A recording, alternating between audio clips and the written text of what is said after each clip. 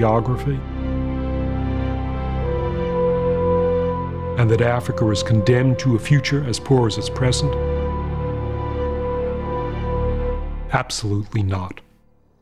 And I would say that the message is a hopeful one. It's not a deterministic, fatalistic one that says, forget about Africa and underdeveloped areas. It says there are specific reasons why different parts of the world ended up as they did. And with understanding of those reasons, we can use that knowledge to help the places that historically were at a disadvantage. Malaysia and Singapore are among the richest and most dynamic economies in the world. Like Africa, they are tropical countries with the same problems of geography and health, the same endemic malaria. But both transformed themselves by understanding their environment. 50 years ago, these countries realized the burden that geography and germs could be. Through concerted effort, they managed to almost entirely eradicate malaria from their land,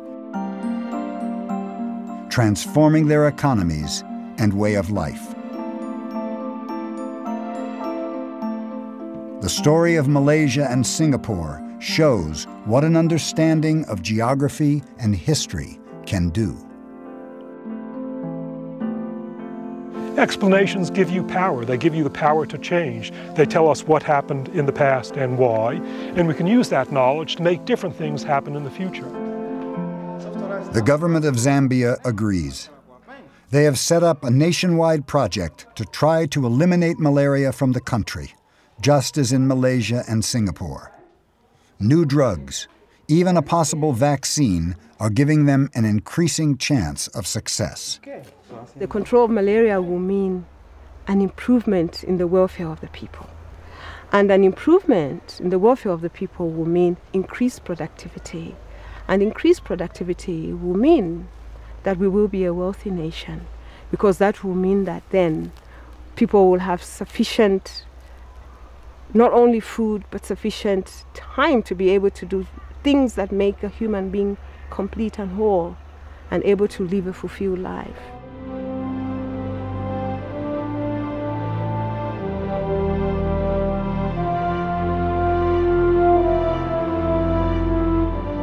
Jared Diamond's quest has been to understand the great forces of human history. But it is still the very smallest of details, the lives of individual human beings, that lie at the heart of his work. When we talk about history, we talk about development, we talk about competition between societies and the wealth of nations. It can sound intellectual, but here in Africa there are human faces on it.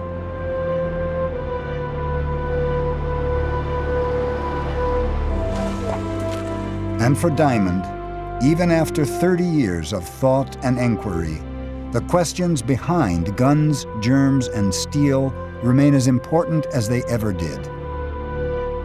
Why is our world divided between rich and poor? And how, perhaps, can we change it? I feel that whatever I work on for the rest of my life, I can never work on questions as fascinating as the questions of guns, germs, and steel, because they're the biggest questions of human history.